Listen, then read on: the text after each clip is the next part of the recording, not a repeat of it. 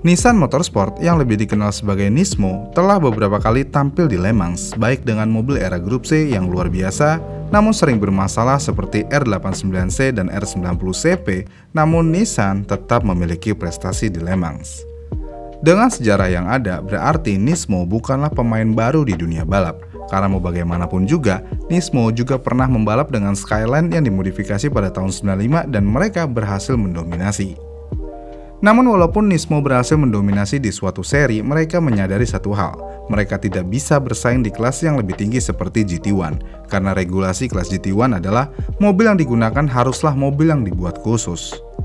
Dengan ambisi yang ada, akhirnya Nissan melakukan investasi besarnya dengan menciptakan Nissan R390. Kalau lagi ngomongin investasi nih, investasi itu luas, mulai dari pengetahuan aset dan lainnya. Namun ada satu yang jelas nih mengenai investasi untuk keuangan Anda, yang mana ada platform yang bernama Jetfix yang bisa kalian manfaatkan untuk investasi kalian.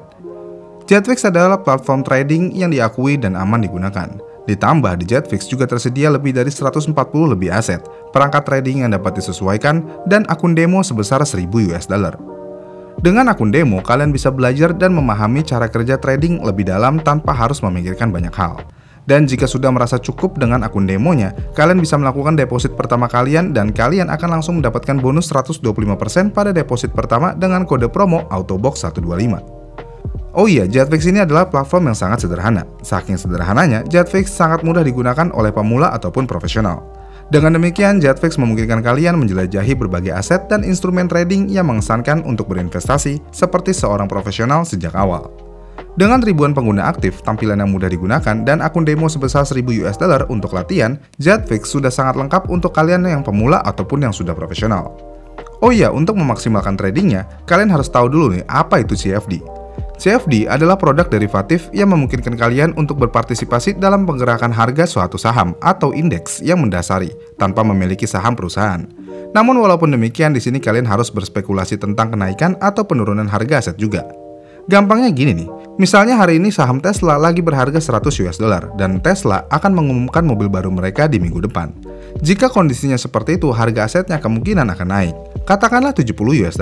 Jadi kalian bisa membeli saham seharga $100 dan minggu depan harganya naik menjadi $170.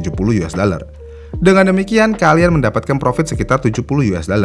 Jadi ya pastikan kalian membeli aset dengan harga yang rendah saat tren dalam keadaan naik dan menjual saat tren sudah mulai turun untuk memaksimalkan keuntungan.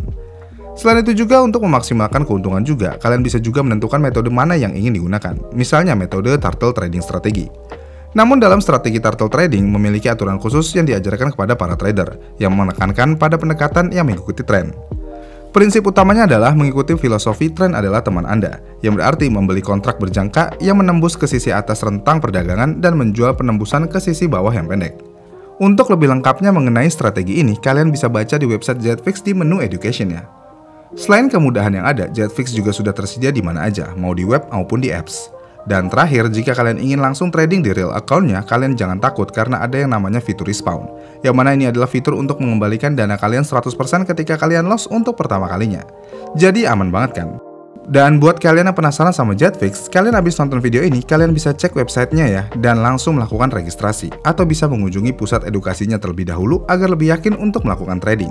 Dan untuk melihat keefektifan platform trading ini, saya akan membuatkan video kedua setelah saya menggunakan Jetfix selama beberapa hari. Jadi ya stay tune. Balik lagi ke video.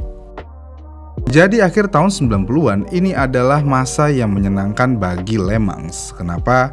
Ya karena perkembangan motorsport ini terjadi dengan cara yang sangat cepat. Dan Nissan di tahun tersebut sudah menciptakan Skyline GT-R LM.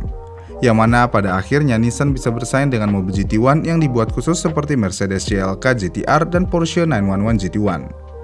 Namun sayangnya mobil tersebut tidak pernah berhasil meraih banyak kesuksesan di Sarthe. Walaupun demikian, impian Nissan untuk membalap di Le Mans tidak pernah mati, yang mana dengan kekalahan tersebut, Nissan memiliki ambisi dan memiliki ide untuk membuat sesuatu yang baru. Dengan ambisi tersebut, pekerjaan proyek baru pun akhirnya dimulai untuk membangun sesuatu yang menakjubkan sekaligus untuk membuktikan bahwa Mazda bukan satu-satunya merek Jepang yang mampu meraih kemenangan di Le Mans. Untuk membangun proyek ini, Nismo bekerja sama dengan Tom Walkinshaw Racing. Hal ini dilakukan untuk membantu mengembangkan mobil tersebut, yaitu Skyline GT-R yang mereka gunakan pada tahun 95. Mobil ini masih menggunakan mesin 6 silinder, yang mana mesin ini sudah ketinggalan zaman menurut standar GT1. Jadi langkah pertama untuk membuat mobil impian Nismo tentu aja mereka mengganti mesinnya. Dan untungnya Nissan tidak perlu repot-repot untuk menemukan mesin yang lebih powerful, yang mana Nissan ternyata memiliki mesin yang cocok di gudang mereka, yaitu mesin V8 yang berbahan aluminium dari mobil grup C R89C tahun 1989.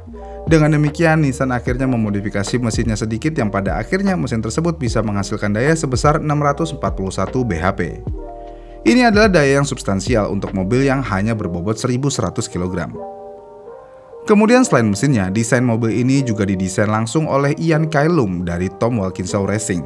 Dan karena Nissan memiliki tenggat waktu yang sangat singkat untuk membuat mobil ini, akhirnya tim Wilkinson Racing tidak diberi banyak waktu untuk mengembangkan mobil tersebut.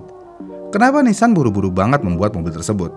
Jadi sebenarnya ini bukan salah Nissannya, karena pada era itu mobil kelas GT1 sedang mengalami lonjakan teknologi, yang mana hampir setiap musimnya ada aja mobil barunya dan teknologi barunya. Dengan waktu yang ada, Tom Wilkinson Racing akhirnya langsung mencari komponen dari berbagai tempat, jadi mereka tidak membuat part tersebut. Dengan alasan ini, jadi nggak heran kalau mobil ini memiliki kemiripan dengan Jaguar XJR 15.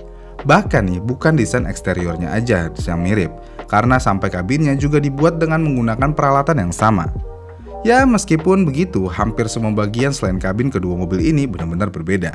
Dan untuk menyambut era mobil Nissan di kelas GT1, hasil akhir mobil ini akhirnya dinamai R390 GT1. Mobil ini memang dibangun dengan menggunakan mesin yang sudah ada dan beberapa peralatan yang digunakan untuk membuat XJR 15, yang berarti bahwa R390 dikembangkan dengan sangat cepat. Secara harfiah mobil ini sudah siap untuk balapan, tapi ternyata bukan hanya tentang membuat mobil dengan cara yang cepat untuk mengikuti kejuaraan GT1 ini, yang mana Nissan melupakan satu hal, yaitu homologasi. Tapi Nissan sedang sangat beruntung saat itu. Kenapa? Ya karena Nissan R390 menggunakan mesin yang sudah diproduksi secara massal, berarti mesin mobil tersebut sudah dihomologasi. Namun selain mesinnya yang sudah dihomologasi, Nissan juga setidaknya harus membuat mobil jalan raya tersebut. Tapi untungnya lagi bagi Nissan, homologasi kala itu tidak serepot sekarang, yang mana peraturan homologasinya boleh menjual mobil jalan raya minimal 1 unit aja. Dengan demikian, Nissan benar-benar membuat mobil versi jalan raya dari R390 hanya 1 unit aja.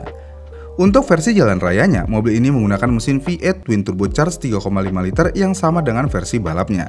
Tapi daya outputnya dikurangi menjadi 550 bhp. Walaupun outputnya dikurangin, tapi semua tenaganya diarahkan ke roda belakang melalui transmisi manual sekuensial 6 percepatan, yang berarti mobil ini masih tetap kencang. Bahkan nih, saking kencangnya, diklaim bahwa versi jalan mobil ini dapat mencapai kecepatan maksimum sampai 350 km/jam. Namun sayangnya, Nissan tidak pernah memilih untuk menguji kebenaran klaim mereka di jalan raya. Kemudian setelah peraturan homologasi terpenuhi, mobil ini pada tahun debutnya yaitu tahun 97 dicat warna merah. Namun catnya diubah lagi pada tahun 98 untuk memperbarui beberapa perubahan yang dilakukan pada mobil Le Mans, yang mana mobil ini dicat menjadi warna biru yang sangat ikonik hingga saat ini. Kemudian pada debut R390 GT1 di Le Mans pada tahun 97, Nissan telah membangun dan memasukkan 3 mobil dalam acara tersebut. Dengan banyaknya entry yang masuk, mereka pikir mungkin kali ini mereka akan sukses, karena Nissan sangat yakin dengan mobil yang dibuatnya ini. Namun sayangnya semuanya tidak dimulai dengan baik, yang mana Nissan langsung mengalami masalah sebelum mobil-mobil tersebut terlihat di trek. Kenapa bisa? Jadi semua mobil yang ingin balapan di Le Mans harus diperiksa oleh ACO sebelum acara. Hal ini dilakukan untuk memastikan kepatuhan terhadap peraturan kelas mereka. Dan sayangnya ketiga R390 tersebut gagal dalam scrutineering. Ini karena apa yang disebut Nissan sebagai kesalahpahaman tentang peraturan. Dan hal ini mengakibatkan Nissan harus memodifikasi mobil mereka di menit terakhir untuk memastikan mereka dapat bersaing. Tapi ya tentu aja, modifikasi ini tidak berjalan dengan baik. Namun walaupun kurang baik, tapi setidaknya mobil-mobil ini bisa bersaing di Le Mans. Dan meskipun Nismo melakukan modifikasi di menit akhir, tapi mobil mereka memiliki performa kualifikasi yang kuat dan sangat menjanjikan. Namun sayangnya, R390 memang ditakdirkan untuk kalah di tahun tersebut. Kenapa? Ya karena modifikasi yang dilakukan pada bagian belakang mobil untuk mematuhi peraturan sebelumnya, ketika mobil tersebut malah mengalami masalah pendinginan, terutama untuk gearbox. Dan masalah ini memaksa 2 dari 3 mobil untuk mundur dari balapan. Dan mobil terakhir yang tersisa juga mengalami masalah transmisi namun berhasil menyelesaikan balapan di posisi ke-12. Ini bisa dibilang debut yang cukup buruk bagi Nissan. Tapi meskipun mengalami debut yang cukup buruk, Nissan melihat performa kualifikasi R390 di tahun sebelumnya. Dan hasil performa kualifikasi R390 bisa memberikan harapan bagi Nissan bahwa tahun 98 bisa berbeda. Dan Nissan pada musim 98 memastikan diri untuk membaca aturan dengan benar agar kesalahan di tahun 97 tidak terulang lagi. Setelah membaca buku aturan yang ada untuk mobil tahun 98, mobil-mobil tersebut dimodifikasi untuk meningkatkan downforce.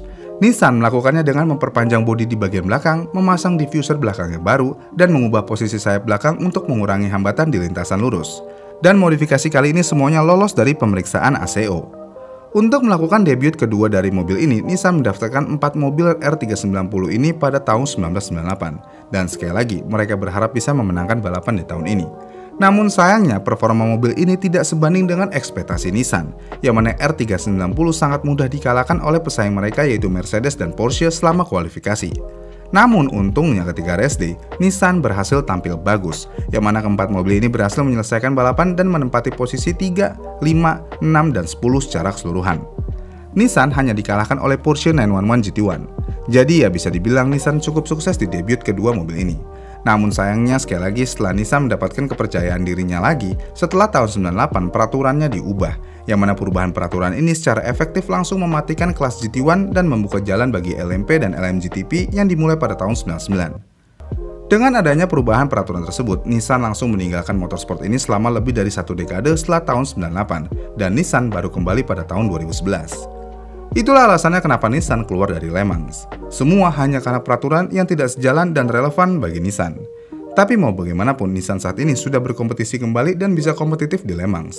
Bagaimana nih menurut kalian? Komen di kolom komentar di bawah ya, dan sampai jumpa di video selanjutnya. Bye!